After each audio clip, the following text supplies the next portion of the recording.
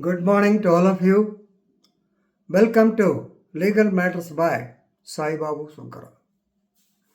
Andarki Shubhodaya.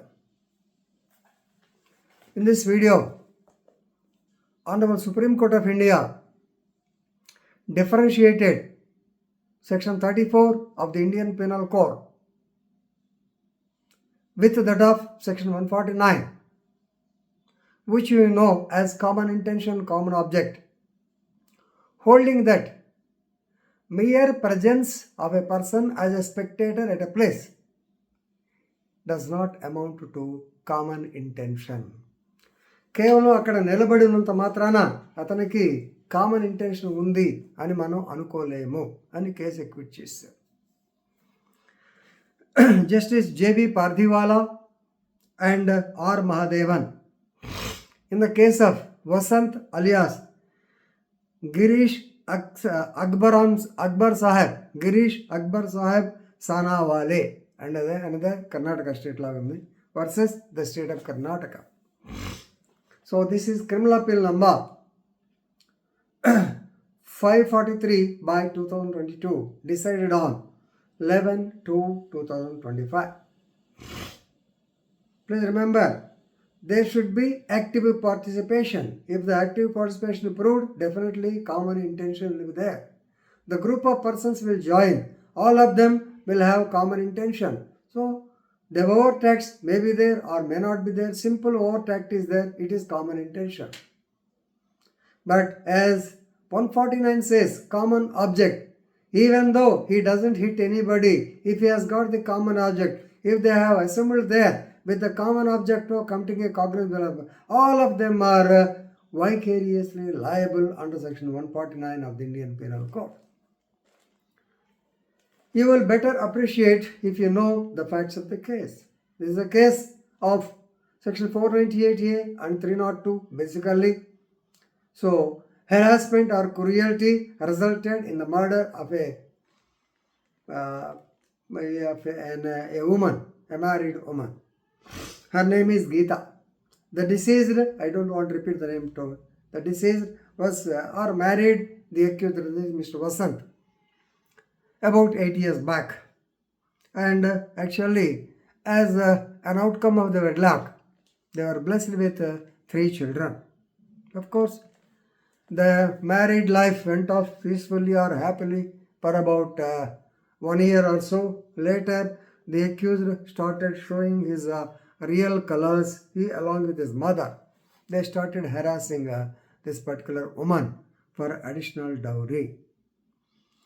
Actually, they asked for additional dowry, which her father could not satisfy.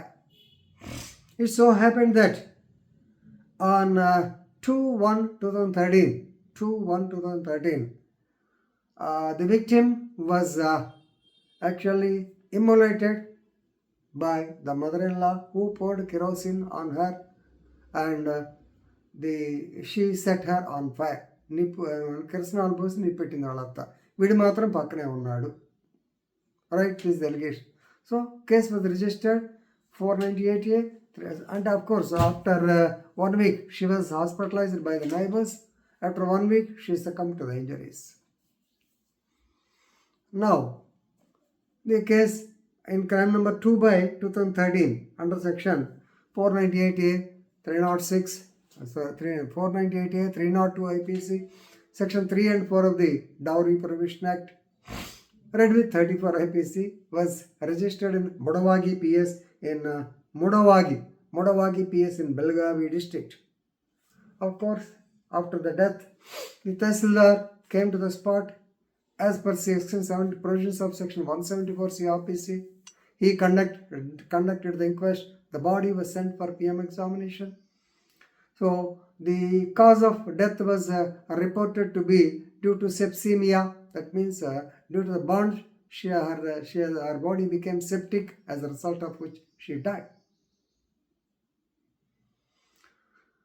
But the trial court, not satisfied with the prosecution theory and holding that the prosecution failed in its job of proving the case beyond all reasonable doubt, then acquitted the accused.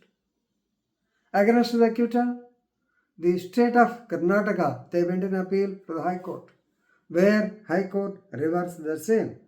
High Court sentenced them to life imprisonment. Now, the accuser came to the Supreme Court against the judgment of the High Court. Now, the points for consideration is Section 34. Here, luckily, one of the witnesses, they stated that they saw the husband, that is Vasant, pouring water on the body of the woman or deceased person for dousing the injuries. ఒంటి మీద మామూలుగా ఆవిడ కాలుతున్నప్పుడు సహజంగా నీళ్లు కొడతారు. నీళ్లు కొట్టే purpose ఏంటి? To protect her. చూసారు ఎంత సింపుల్ ఈ పాయింట్ మీద కేసు అంతా తిరిగింది. Now you can understand, right? So no doubt that actually dying declaration మీద కూడా పట్టుకున్నారు. Section 32 of the Indian Evidence Act. Dying declaration ఎందుకంటే the judicial magistrate recorded the dying declaration, but there is no certificate that the patient is coherent and conscious to give a statement because she was in an unfit condition అని చెప్పి doctor గారు చెప్పడం జరిగింది, right?